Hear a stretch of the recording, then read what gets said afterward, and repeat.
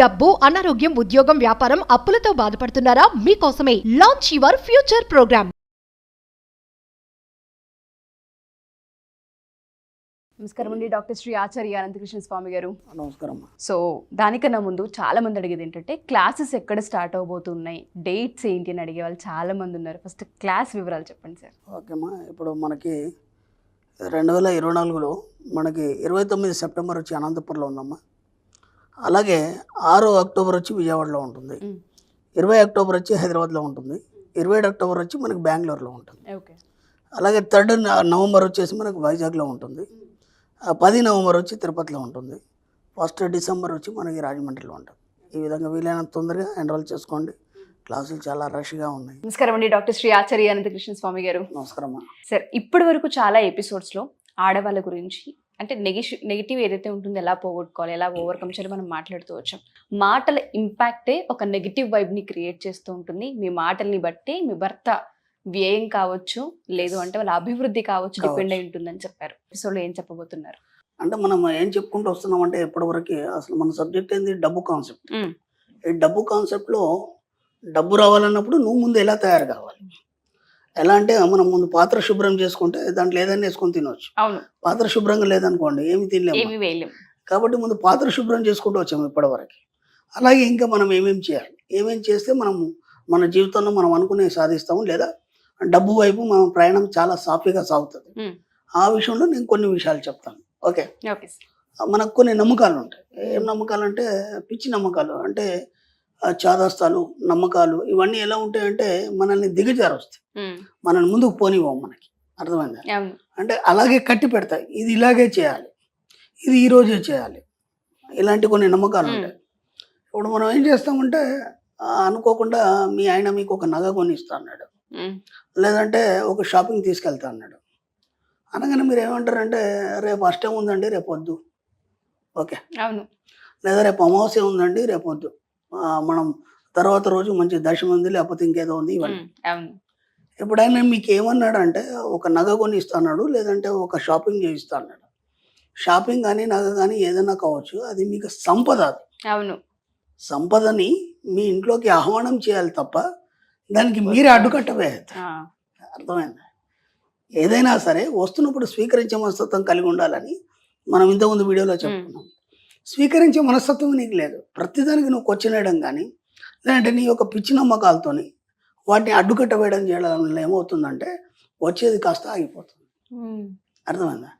కాబట్టి మన సబ్జెక్ట్లో ఎలాంటి ముహూర్తాలు లేవు. ఎందుకంటే మన సబ్జెక్ట్లో జ్యోతిష్యం లేదు కదా. జ్యోతిష్యంలో ముహూర్తాలు ఎక్కడ ఉంటాయి? ముహూర్తాలు లేవు. అలాగని చెప్పేసి మంచి రోజా ఇది చెడు రోజా అట్లాంటిది ఏం లేదు. ఎందుకంటే 24 గంటలు నువ్వు ఎక్సలెంట్ పాజిటివ్ వైబ్రేషన్తో కూడి ఉంటావు. పాజిటివ్ వైబ్రేషన్తో కూడున్న తర్వాత మళ్ళీ నువ్వు ఇవన్నీ చూసినప్పుడు నెగిటివ్ వైపే ప్రయాణం చేస్తున్నట్టు అయినప్పుడు నీ దగ్గరికి ఎలా వస్తాయి? అర్థమైందా? ఇలాంటి చాదస్తాలు మూఢనమ్మకాలు మనకు బాగా ఉంటాయి. ఇది ఈ రోజే చేయాలి, ఇది ఆ రోజే చేయాలి. ఇప్పుడు అమావాస్య రోజు మనం ఏం పనులు చేయం, అన్ని మూసుకొని కూర్చుంటాం. అమావాస్య రోజు తమిళనాడులో బ్రహ్మాండంగా పూజలు చేస్తారు, ముహూర్తాలు కూడా చేస్తారు. అవునా కదా? అంటే అక్కడ సాంప్రదాయం ప్రకారం వాళ్ళు చేస్తారు, మనం చేయొద్దు, అట్లాంటిది కాదు. సంపద రావడానికి మనం ఎలాంటి అడ్డుకట్ట వేయద్దు, దానికి ఎలాంటి ముహూర్తాలని కానీ లేకపోతే ఎలాంటి మంచి రోజులు కానీ అవన్నిటితో సంబంధం లేదు. మన సబ్జెక్ట్లో అది లేనే లేదు. ఏదొచ్చినా స్వీకరించే మనస్తత్వం కలిగి ఉండాలి. ఏదొచ్చినా మనం దాన్ని ఎసెప్ట్ చేయగలగాలి. అంటే దాన్ని మనస్ఫూర్తిగా స్వీకరించినప్పుడు మాత్రమే అది దగ్గర రావడం అని. అంటే ఒకదాన్ని మనం స్వీకరించినాం, ఇంకోటి వస్తుంది. ఇప్పుడు మనం ఇంట్లో అమ్మవారు వంట చేస్తారు, లేదా ఎక్కడైనా ఫంక్షన్స్కి వెళ్తాము, లేకపోతే ఎవరి దగ్గరికైనా భోజనానికి వెళ్తాము. ప్రతి దగ్గర మనం వంకలు పెడతాం, ఇది బాగాలేదని, లేకపోతే ఇది ఇలా ఉంటే బాగుండు, అలా ఉంటే బాగుండు, నేను ఇది తినాను, ఇలాంటివి చాలా చూశాను. ఇది ఒక తెలియని మనస్తత్వంలో మనం అవన్నీ అప్పుడు చేసాం. అదేమైపోతుంది అంటే నువ్వు ప్రతిదాన్ని రిజెక్ట్ చేయడం, నో చెప్పడం, రిజెక్ట్ చేయడం. కాబట్టి నీ దగ్గరికి ఏది రాకుండా పోతుంది. అప్పుడు నువ్వు ఒంటరిగా మిగిలిపోతావు. యాక్సెప్టెన్సీ లేదు. నేను అప్పుడు అలా అయిపోతుంది. అలాగే ఎలాంటి నమ్మకాలు కూడా నీకు ఏది పనిచేయదు. దేవుడు ఉన్నాడా, నువ్వు ఏనాడని చూసావా? లేదు కదా. ఎందుకు దాని గురించి టైం వేస్ట్ చేసుకుంటావు? చూసావు నువ్వు. ఇప్పుడు ఇంత పెద్ద జనాలు ఉన్నారు, దేవుని చూడాలంటే దానికి ఒక లెక్క ఉంది. అర్థమైందా? ఆయన అల్ట్రావైలెట్ కిరణాల్లో ఉంటాడు. ఆయన అంటే ఒక అనంతమైన శక్తి అల్ట్రావైలెట్ కిరణాల్లో ఉంటుంది. దాన్ని చూసే ఎనర్జీ నీ కళ్ళకి లేదు, కాబట్టి నీకు దేవుడు కనిపించాడు. అర్థమైందా? ఇప్పుడు దాని గురించి నువ్వు ప్రయత్నం చేయడం కూడా వేస్ట్. ఎందుకంటే నువ్వున్న ఈ యొక్క హడావుడి జీవితంలో నువ్వు ఎలా జీవించాలి, ఉన్నతంగా ఎలా ఉండాలి తప్ప దాని గురించి నీకు ఎందుకు గొడవ? అలాగని దయ్యం ఉందా లేదా దాన్ని కూడా నువ్వు చూడలేదు కదా. ఎవరు చూసిన వాళ్ళు ఇప్పటిదాకా మనకు చెప్పలేదు కదా ఇది ఇలా ఉంది అది అనేది. వాటి గురించి టైం వేస్ట్. మన సబ్జెక్ట్లో అవన్నీ లేవు కదా. మన సబ్జెక్ట్లో డబ్బు కళ్ళతో చూస్తున్నాం కదా, స్పర్శ చేస్తున్నాం కదా, స్మెల్ చేస్తున్నాం కదా, అవునా కదా? ఏదైతే మనం చూస్తున్నామో అంటే పార్టికల్గా ఏదైతే మనం తాగుతున్నామో, ఏదైతే స్పర్శ చేస్తున్నామో దాన్ని అనుభవించండి. లేని దాని గురించి ఆలోచించి టైం వేస్ట్ చేసుకోవడం వద్దు. ఓకేనా? అలాగే ముహూర్తాలు కానీ, గ్రహాలు కానీ, నక్షత్రాలు కానీ ఇవన్నీ మన సబ్జెక్టులో లేవు, పనిచేయవు. ఎందుకంటే జ్యోతిషం లేనప్పుడు అవన్నీ లేవు మన సబ్జెక్ట్లో. వాస్తు అనేది అసలు సబ్జెక్టే లేదు. ఇక్కడ ఏమవుతుందంటే మనకు ఒక నమ్మకాలు మనల్ని పట్టి పీడించి ఇప్పటి వరకు వాటితోని బందీ అయిపోయి మన ఉనికిని మనం కోల్పోయి వాస్తవాన్ని తెలుసుకోలేకపోతున్నాం. ఒక 2 ఎగ్జాంపుల్ చెప్తాను. మగవాళ్ళు ఎప్పుడైనా ఏడవంగా చూసారా మీరు? సామాన్యంగా మగవాళ్ళు ఏడవరని తెలుసు, అవునా కాదు? ఎందుకు ఏడవరు? వాళ్ళు కూడా ఏడుస్తారు. కానీ మన నమ్మకం ఏంటంటే మగవాళ్ళు ఏడవరు. అర్థమైందా? ఆడవాళ్ళు చెట్లు ఎక్కగలరా? ఎక్కరు కదా. ఎందుకు ఎక్కరు? పెద్ద పెద్ద కొండలు ఎవరెస్ట్లో ఎక్కుతున్నారు కదా, చెట్టు ఎక్కడం పెద్ద సమస్యన. అంటే ఆ నమ్మకాలు మనకు బలపడిపోయినాయి. ఏమని? ఆడవాళ్ళు చెట్లు ఎక్కరు, మగవాళ్ళు ఏడవరు. అర్థమైందా? అది ఏమైపోయిందంటే మన సబ్కాన్షియస్ మైండ్ని పట్టుకొని ఉంది. అలాగే పేదవాడు ధనవంతుడు కాలేడు అనేది కూడా మన సబ్కాన్షియస్ మైండ్ పట్టుకొనికొచ్చు. అర్థమైందా? కానీ దాన్ని బద్దలు కొట్టి ఈరోజు మన సబ్జెక్టు ఒక సామాన్య గృహిణి కూడా ఇవాళ కోట్ల రూపాయలు సంపాదిస్తున్నారు. దాన్ని మనం బ్రేక్ చేసాం. మన సబ్జెక్ట్ ఏంది, మన కాన్సెప్ట్ ఏంది? ప్రతి పేదవాడు ధనవంతుడు కావాలి. ఎలా అవుతాడు? ఆ సబ్జెక్ట్లో ముందు మన సబ్జెక్టులోకి రావడానికి నువ్వు ప్రక్షాళన కావాలి. నేను అదే చెప్తున్నాను. మీరు పాత్రని శుభ్రం చేసుకోవాలి. ఆ శుభ్రం చేసుకోవడం భాగంలో ముందుగా మీ మూఢనమ్మకాలని, చాదస్తాలని, అర్థమైందా? ఇది ఇలాగే చేయాలి, ఇది ఇలా చేయకపోతే నడుతుంది. కొందరు ఎలా ఉంటారంటే ఇప్పుడు మీ ఇళ్ళల్లో కూడా మగవాళ్ళు కానీ ఆడవాళ్ళు కానీ ఈ టేబుల్ ఇలాగే ఉండాలి, దాని మీద పేపర్ అలాగే ఉండాలి, ఆ గ్లాస్ అలాగే ఉండాలి, ఈ బుక్స్ నేను ఇక్కడ పెట్టాను, ఎవరు చేరిపోయేది? దాని గురించి పెద్ద రభస, అవునా కదా? నేను ఇంతకుముందు ఏం చెప్పానంటే ప్రతి 6 నెలలకు ఒకసారి కానీ లేదా ఒక వీక్లీ వన్స్ కానీ కొన్ని వస్తువుల్ని మార్చండి. అటు నుంచి ఇటు మార్చండి, కొత్త వస్తువులు తెచ్చిపెట్టండి. దానివల్ల ఏమవుతుందంటే మీకు కొత్త కొత్త ఆలోచనలు. లేకపోతే ఏమవుతుందంటే నీ సబ్కాన్షియస్ మైండ్ దానికే బందీ అయిపోయి కొత్త ఆలోచనలు ఆలోచించకుండా దాంట్లోనే మగ్గిపోయి నువ్వు ఎదగకుండా ఉండిపోతావు. అర్థమైందా? ఇక్కడ ప్రతిదానికి, సృష్టిలో ప్రతిదానికి ఒక చలనం ఉంది. ఇప్పుడు మనం కదలకుండా కూర్చున్నాం, మనం కదులుతున్నామా? కదలట్లేదు. కానీ భూమితో పాటు మనం కదులుతున్నాం. ఆ విషయం తెలియదు చాలా మంది. భూమి తిరుగుతుంది కదా, నువ్వు ఎక్కడున్నా సార్ నువ్వు కదులుతున్నావు, అది నీకు తెలియదు. అది ఆ స్పీడ్లో నువ్వు ఆ వేగంలో నీకు తెలియదు అది.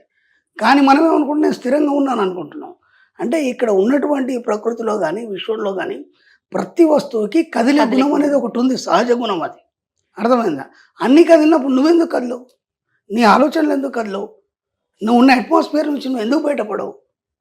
ఒక ఇల్లు ఉంది, ఆ ఇంట్లోనే ఉంటాం మనం. ఇది బాగుంది, ఇళ్ళకి వచ్చిన తర్వాత ఒక బండి కొన్నాడు వాడు, అంతకంటే ఏం కొనలేదు, లేదా వాళ్ళ ఆవిడ కొన్నాడు, ఇక ఆ ఇల్లు వదిలిపెట్టి పోలేమే. అదే జీవితం కాదు కదా. ఇంకా నువ్వు చూడాల్సిన చాలా లైఫ్ ఉంది కదా. అంటే ఇలాంటి చాదస్తాలు ఏవైతే ఉన్నాయో మనల్ని ముందుకు పోనీయకుండా మనం ఎప్పుడు బంధించేసి పెడతాం. కాబట్టి ముందు ఆ చాదస్తాల నుంచి బయటపడండి, మూఢనమ్మకాల నుంచి బయటపడండి. అంటే ఇప్పుడు కొన్ని మనకు మొక్కులు ఉంటాయి, దేవుడు ఎప్పుడు నీకు ఇబ్బంది పెట్టాడు. మనకేం నమ్మకాలు ఉంటాయి? ఆ మొక్కు తీర్చలేదు కాబట్టి ఇలా ఇబ్బంది వచ్చిందేమో అన్న భయం ఉంటుంది. నేను ఈ మాట కూడా చెప్పాను. ఏమన్నానంటే దేవుళ్ళు పూజలు మన సబ్జెక్టులో లేవు, కానీ మన పెద్దవాళ్ళు ఉన్నారు. వాళ్ళు ఆ నమ్మకంతోనే ఇంత గొప్ప పెద్ద లైఫ్ని లీడ్ చేశారు వాళ్ళు. కాబట్టి వాళ్ళు ఏమన్నా అన్నారు అనుకో, అరే మనం ఇది చేయాలి, చేసేయండి వాళ్ళ తృప్తి కోసం. అర్థమైందా? వాళ్ళని ఇబ్బంది పెట్టొద్దు, వాళ్ళని ఎక్కడ కూడా ఇబ్బంది. సరదాగా మీరు వెళ్ళండి, వాళ్ళతో పాటు ఏం చేయనో చేసేసి రండి, అంతేగాని అది మీ జీవితం కాదు. అది మీ జీవితం కాదు. మీ జీవితం వేరు, అది వేరు. దేన్నైనా మీరు ఎలా చూస్తారంటే మీ లైఫ్ వేరు, బాహ్య ప్రపంచం వేరు. దానికి దీనికి భిన్నంగా ఉండండి, మ్యాక్సిమం భిన్నంగా ఉండండి. అంటే మీ అంతర్లీనంగా ఉన్నటువంటి ఒక అద్భుతమైన కాంతిని, అద్భుతమైనటువంటి ఒక తేజస్సుని మీరు గుర్తించినప్పుడు ఏమవుతుందంటే ఇవన్నీ మనకు చాలా చిన్నగా కనిపిస్తాయి. అప్పుడు మన యొక్క అంతరంగంలో మనం నిరంతరం ఒక ఉన్నత స్థితిలో ఉండడం వల్ల మీకు కావాల్సినవన్నీ పొందడం జరుగుతుంది. ఇప్పుడు ఏమవుతుంది, అక్కడ మీకు ఎలాంటి చాదస్తాలు ఉండవు, ఎలాంటి నమ్మకాలు ఉండదు. ఒక దేవుడు కావచ్చు, ఇంకా దేవత కావచ్చు, పూజలు కావచ్చు, అవన్నీ కూడా మీ నుంచి దూరంగా ఉంటాయి. దాన్ని కలుపుకున్నారనుకోండి, దాంతో మీరు మిళితం అయిపోతారు. అప్పుడు మీరేమీ సాధించలేరు. కాబట్టి బాగా గుర్తుంచుకోండి, పిల్లల విషయంలో కానీ, భర్త విషయంలో కానీ, ఇంట్లో ఫ్యామిలీ విషయంలో కానీ ఎవరికి ఏది చెప్పకండి. ఎవరి స్వేచ్ఛకు వాళ్ళని వదిలేయండి. ఓకేనా? ఎందుకంటే అందరికి బరువులు బాధ్యతలు తెలుసు. అర్థమైంది? మీరు అనవసరంగా రుద్దకండి. ఇది ఇలాగే ఉండాలి, నువ్వు ఇలాగే చేయాలి. ఇంతకుముందు కూడా చెప్పాను నేను, పిల్లలకి ఎలాంటి జాగ్రత్తలు చెప్పకండి అని. అర్థమైంది? వాళ్ళని ఒక ఫ్రెండ్లీగా చూడండి. ఒక ఫ్రెండ్తో మీరు ఎలా ఉంటారు అలాగే చూడండి. ఓకేనా? ఎందుకంటే ఈరోజు మనకంటే ఎక్కువ నాలెడ్జ్ పిల్లలకు ఉంది. ఎందుకంటే ఆ యూట్యూబ్లు అని అవని ఇవని చెప్పేసి మీకు ప్రతి సమాచారం దాంట్లో దొరుకుతుంది. కాబట్టి మనకు లేదు అంత నాలెడ్జ్, మనం మించిపోయినారు పిల్లలు. కాబట్టి వాళ్ళ స్వేచ్ఛకు వాళ్ళని వదిలేయండి. ఎలాంటి చాదస్తాలు నమ్మకాలు వాళ్ళ మీద రుద్దకండి, మీరు నమ్మకండి. Thank you sir, thank you so much. Thank you అమ్మా.